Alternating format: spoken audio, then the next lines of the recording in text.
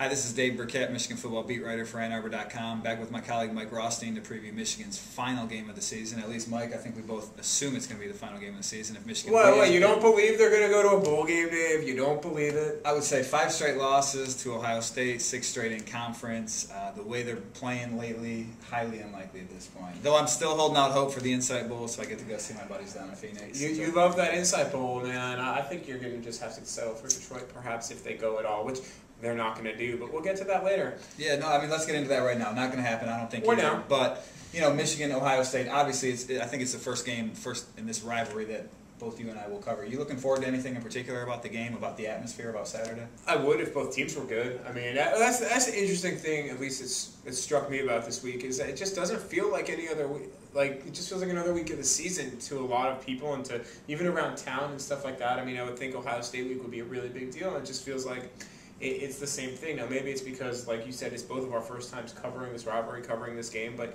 even, you know, from living a state away and growing up in the Northeast, you felt like that there was something to this game that was different. And I think it's because Michigan is so bad and has struggled for the past 2 seasons that maybe there is something missing, especially because Ohio State has dominated not only this rivalry lately, but also the Big Ten. Right. No, I think Michigan's struggles are a big part of it because even, you know, beyond what's going on in the field, there's just a lot circulating overhead right now. They're kind of in the middle of a hurricane. I mean, with the investigation here winding down. That's right.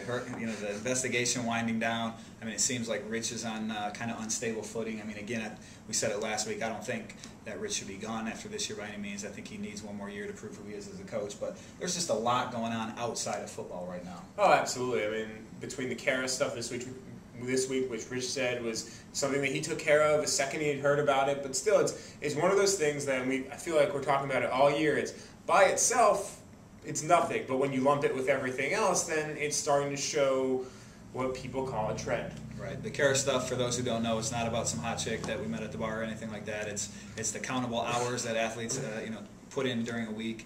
And Rich, actually, let's be honest here, it's not an NCAA violation. It's something Michigan does. So they, through the compliance department, it's not something Rich does personally, but still it falls under his purview as Michigan coach, and that's part of the issue. Exactly. So, but let's get to the game now. I mean, Michigan obviously coming off another loss, bad loss last week against Wisconsin, kept it close with a little defensive change for a while there.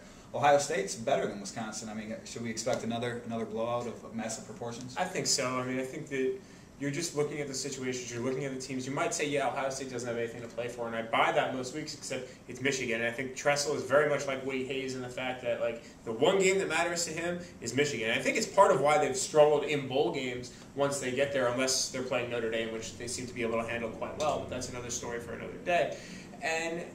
But the way they're playing, their defense is maybe the best overall unit in the Big Ten.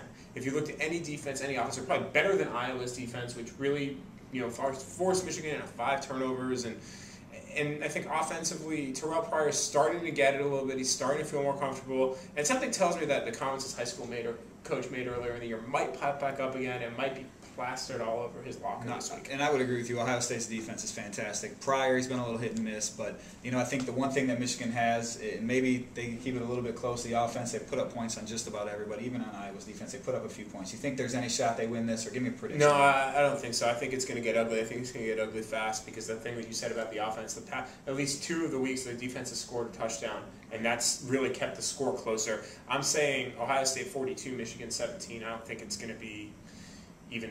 I just don't see it. Yeah, I just don't see it. I think maybe it's close for a half, but you know, Michigan in the second half, they're fun. Michigan did keep it close for a short while last year against Ohio State, and they have, like you said, for first half in most games this year. I think it's going to be a little bit close because of that rivalry, because some of these seniors still have something to play for, wanting to go out with a win. But at the end of the day, I've got Ohio State 35, Michigan 17.